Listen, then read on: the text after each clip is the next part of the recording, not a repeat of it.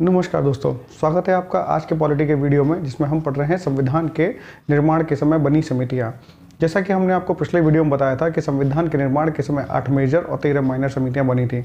हम इन सारी समितियों के बारे में नहीं पढ़ेंगे, बल्कि केवल उन्हीं समितियों के बारे में पढ़ेंगे जो एग्जाम्स की दृष्टि से बहुत इंपॉर्टेंट होती हैं या जिनसे बहुत क्वेश्चन पूछे जाते हैं। तो चलिए देर न करते हुए शुरू करते हैं हम आज का टॉपिक संविधान के निर्माण के समय बनी समितियां और उनके अध्यक्ष के बारे में। तो सबसे पहले हम देखते हैं कि हमारे देश के प्रथम प्रधानमंत्री यानी जवाहरलाल नेहरू ने किन किन समितियों की अध्यक्षता की।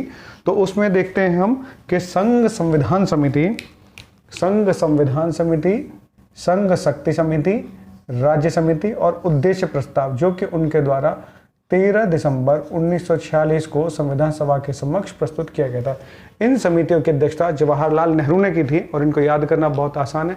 जहां भी आपको संघ या राज्य दिखाई दे, उनकी अध्यक्षता या उन सभी समितियों की अध्यक्षता जवाहरलाल नेहरू के द्वारा की गई है। अब हम अपने देश के पहले गृह मंत्री और उप प्रधानमंत्री के बारे में बात करते हैं कि उन्होंने कौन कौन सी समितियों की अध्यक्षता की। तो उसके लिए हमने एक ट्रिक बनाई है कि सरदार का मूल मैप, का को काट दीजिएगा, इसमें का काट दीजिएगा और बाकी सब रहने दीजिएगा। मूल से हो जाएगा मूल अधिकार समिति, एम से हो जाएगा माइनॉरिटी समिति, ए से एडवाइजरी समिति, पी से प्रांतीय संविधान समिति। इन समितियों की अध्यक्षता सरदार वल्लभ भाई पटेल के द्वारा की गई थी। अब हम चलते हैं आगे। झंडा समिति की अध्यक्षता हमारे संविधान सभा के अध्यक्ष डॉक्टर राजेंद्र प्रसाद के द्वारा की गई थी। इसी तरह से प्रक्रिया एवं नियम समिति की अध्यक्षता राजेंद्र प्रसाद के द्वारा की गई थी। संचालन समिति की अध्यक्षता भी राजेंद्र प्रसाद के द्वारा की गई थी। प्रेस दीर्घा समिति एक और समिति थी, प्रेस दीर्घा समिति, इसकी अध्यक्षता उषानाथ सेन ने की।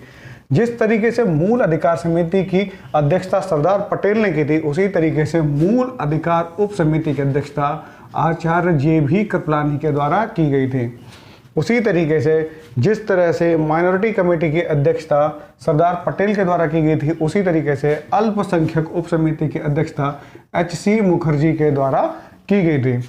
अब आगे चलते हैं प्रारूप समिति के लिए। प्रारूप समिति, जिसे इंग्लिश में ड्राफ्टिंग कमेटी भी कहा जाता है, और ये सबसे इंपॉर्टेंट कमेटी है क्योंकि ये जितनी भी समितियां थी वो अपनी रिपोर्ट इसी ड्राफ्टिंग कमेटी को भेजा करती थी। इसके कुल सदस्यों की संख्या जो थी 1+6, यानी कुल सदस्य 7, एक चेयरमैन और 6 सदस्य थे। इनके अध्यक्ष यानी चेयरमैन जो थे वो थे BR अम्बेडकर। इसी से सबसे ज्यादा प्रश्न एग्जाम्स में पूछे गए हैं।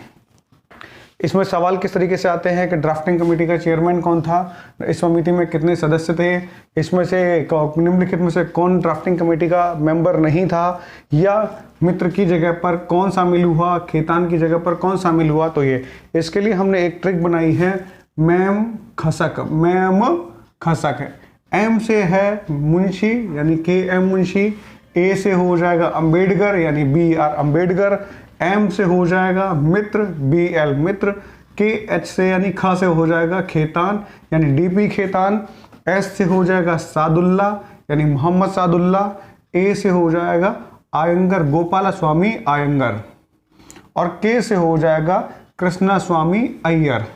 ये इसमें कुल 7 सदस्य हो जाते हैं। इसमें ध्यान रखने वाली बात है कि मित्र की जगह पर माँ से मित्र की जगह पर माधवराव ही इसमें इस प्रारूप समिति के सदस्य बने थे, क्योंकि जब BL मित्र ने इस्तीफा दे दिया था तो BL मित्र की जगह पर माधवराव प्रारूप समिति के सदस्य बने।